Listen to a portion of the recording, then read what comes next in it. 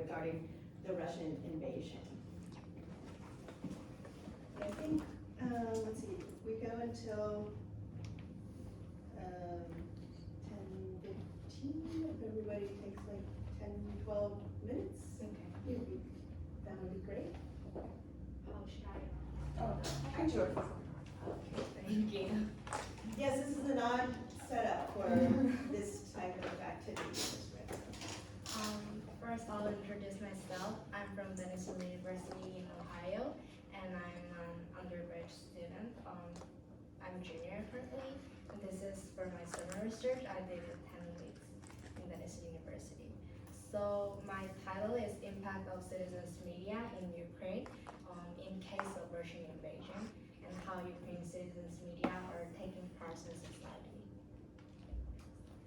So this is overall table of contents. I'll first introduce my research, and then I'll introduce what kind of Ukraine citizen media that I interviewed, and I'll do literature review, and I'll introduce my method, and these are my findings and future direction.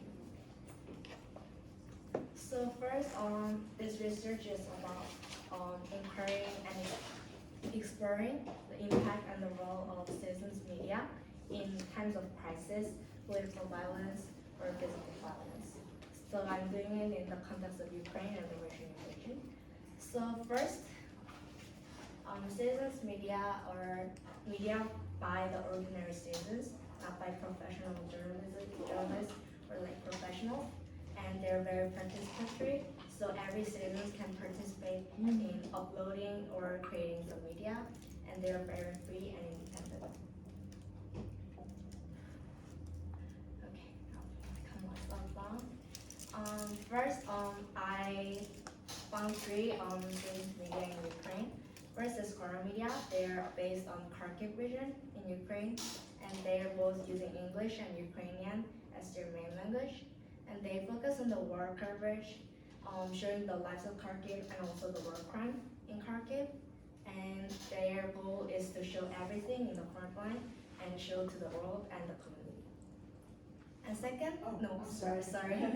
The second media that I found is Kyiv Independent. They're based on the Kyiv, which is the capital of the Ukraine, and their main language is English. They don't cover in Ukrainian, and their main goal is to be the global voice of Ukraine. And they're a little bit unique because they parted from the Kyiv Post, which is very top-down media controlled by the government. They didn't like that idea. They wanted to be free in media, so they part away from the Kyiv Post and be very free and independent journalists. And the last media that I found is Ukrainian Crisis Media Center. I'll shorten it down to UCMC. They're using a lot of different languages, English, Ukrainian, and 4 different languages such as German or French. And they're a non-governmental organization. They're the biggest out of this media because they're working very globally, doing a lot of conference and trainings. And they're informing both inside and outside of the Ukraine. Okay, so the key scholars that I studied was Clemencia Rodriguez, Chris Upton, and Lisa Burton, who visited last night or today. So these are key findings that I read throughout their work. So first, collectiveness through participation and discussion. So the citizens are they're bringing citizens together by participating and discussing the war or the crisis or the problems through the citizens media, and they're expressing the voices of the the citizens' opinion and even disagreement. The citizens can discuss about the problem and expressing their own voice and opinion through the citizen media, and they're also recognizing the marginalized voice of the society. They're not just doing the public voice or taking the public opinion, but they're also listening to the minimized mini voice, like marginalized groups of voice. And they're also bringing communities with solidarity. They're bringing people together with connected emotions, shared emotions, and also shared experience. And during they also go beyond objectivity. This is really unique about citizen media because they're not trying to do the neutrality thing, but they're stand with the citizens and listen to their voice.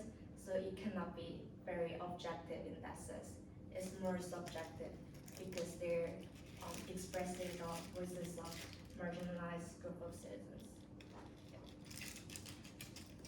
So for 10 weeks, I first socially and privately contacted 5 journalists from this media that I introduced, and I got approved from the IRB, and I conducted a Zoom interviews for 10 weeks and had 10 to 15 questions, and I transcribed the interview and analyzed them and highlighted different themes throughout it. So this is overarching theme that I found throughout the interview is community building and strengthening the solidarity throughout the community. So people already have the solidarity and community, but what citizens media do in this situation is that they're strengthening and they're connecting people together.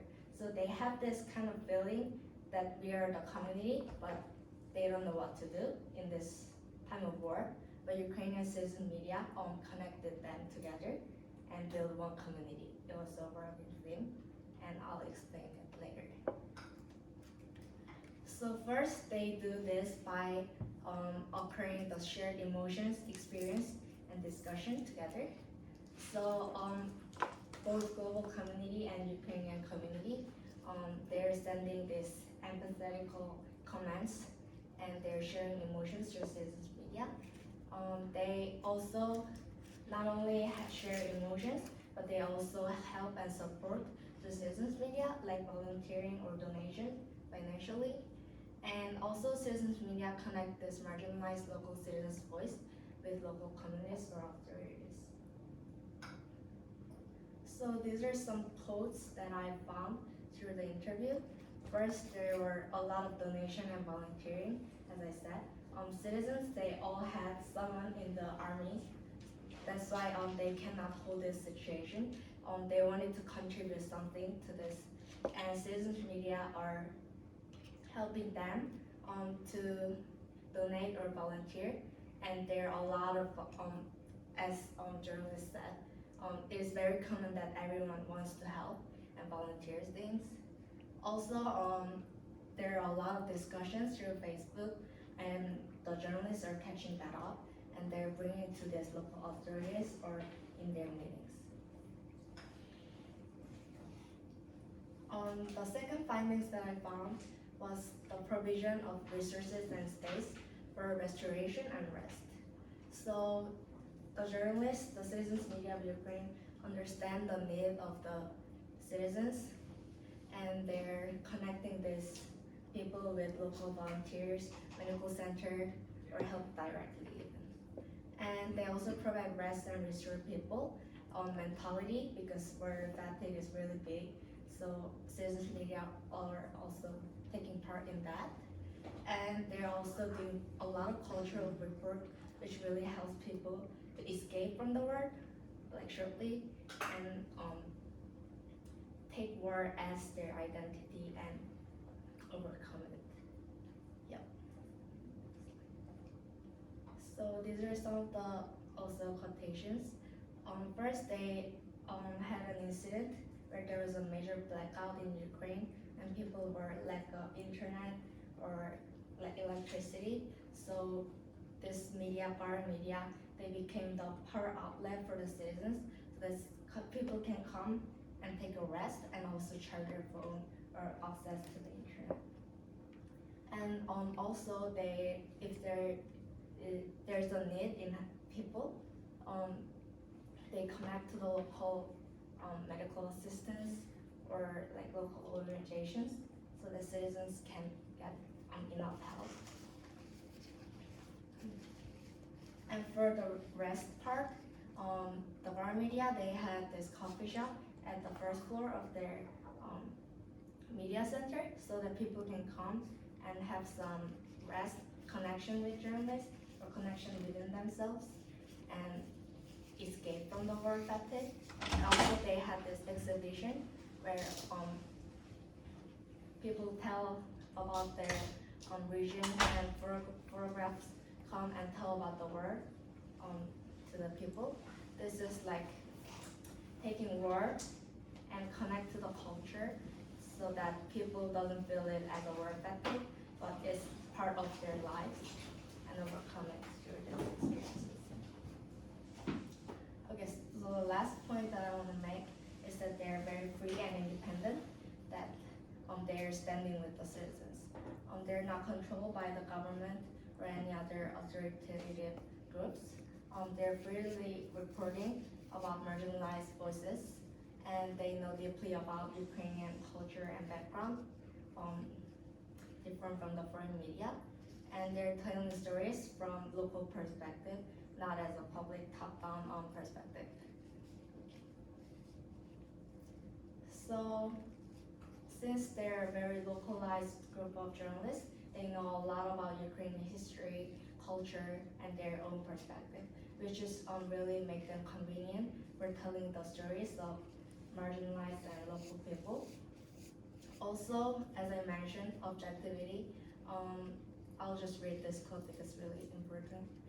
But at the same time, we're also not pretending, like many other foreign media, that there is complete objectivity. There's no objectivity during the war.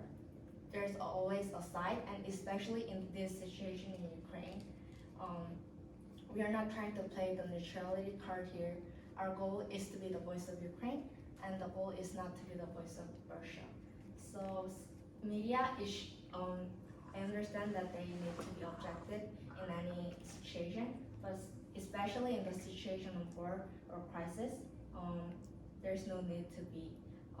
It's really better to take side with citizens and tell the voices of citizens, not being neutral and tell be known like that. Yes, so I thought that was very important. And for future research, I think in the context of end of the war, I think it's very important to take note of their impact and citizens media role, and study how citizens media are influencing and taking part of the society to restore the community and the society after the war, and compare current world and after war impact. Yeah.